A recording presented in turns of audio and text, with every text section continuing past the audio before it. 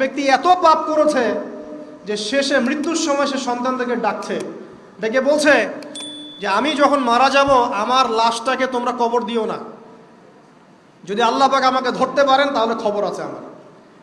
কি করতে হবে?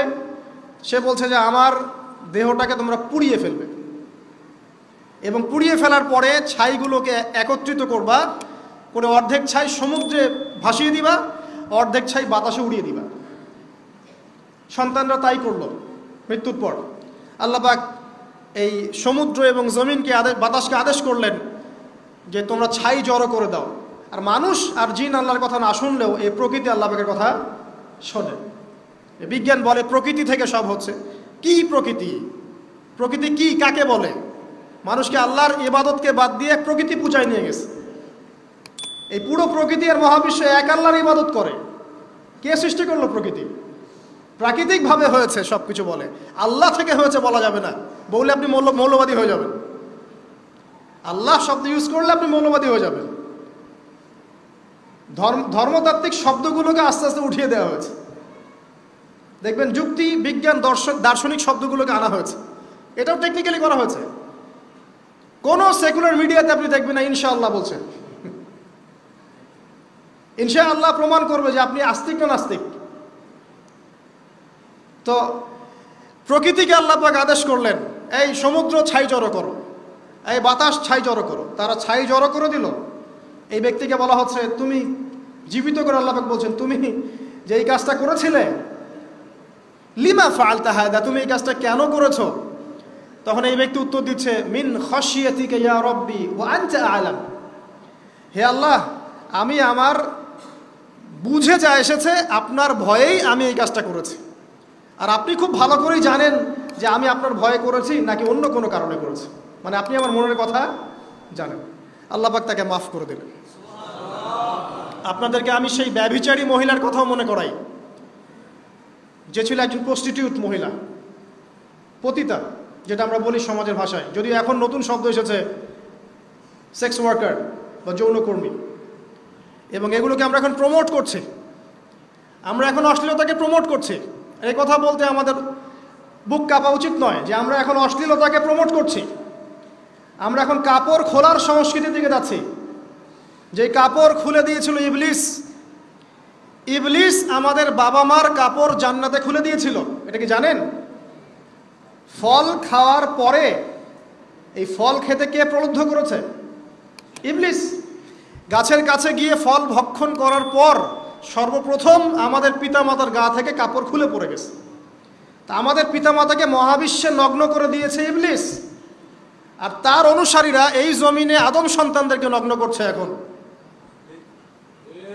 অতএব এই যে একটা ট্রেন্ড এখন চলছে, দেখবেন হারাম রিলেশনশিপকে মিডিয়ার মধ্য দিয়ে প্রমোট করা হচ্ছে, মনে হয় একটা স্বাভাবিক বিষয়।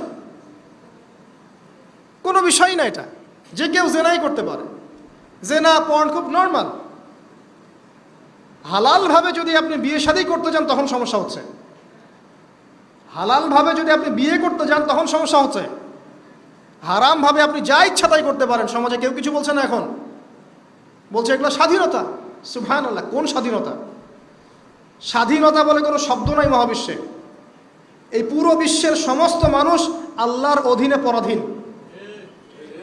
এই বিশ্বে যত মানুষ বসবাস করছে এখন, এরা কেউই স্বাধীন নয়। না কেউ স্বাধীন ছিল, না আছে, না থাকবে। সবাই আল্লাহ পাকের দাসত্বের অধীনে পরাধীন। স্বাধীন সেই এই পৃথিবীতে যে ব্যক্তি শয়তানের তাবেদারি করে, ও নফসের তাবেদারি করে, ও তো স্বাধীন, যা ইচ্ছা তাই করতে পারে। এই যে অশ্লীলতার প্রমোটিংটা চলছে, এটাকে পারিবারিকভাবে বন্ধ করতে হবে। আল্লাহ পাক আমাদেরকে বোঝার তৌফিক দান করুন। এগুলো যত বাড়বে সমাজে মহামারী আসবে, দেখে নিয়ে মহামারী আসবে, দুর্ভিক্ষ আসবে, সমাজে এমন সব রোগ ব্যাধির জন্ম হবে যেগুলোর নামও শোনে নাই মানুষ কখনো, এবং সামনে ভূমিধস অপেক্ষা করছে, এগুলো আসবে।